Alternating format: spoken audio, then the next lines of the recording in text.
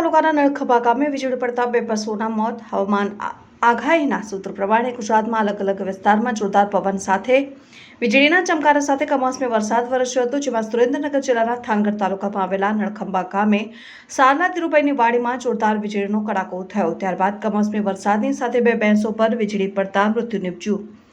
સારના ધીરુભાઈ અલુભાઈ ખેડૂત પરિવારમાંથી આવે છે અને પશુ આધારિત ગુજરાન ચલાવે છે. ઘટના અંગે સરપંચ તથા તલાટી તેમજ પશુ દવાખાને પણ જાણ થતાં તેઓ દોડી ગયા હતા અને જોકે વીજળી પડતા લોકોને નુકસાન પહોંચ્યું નથી.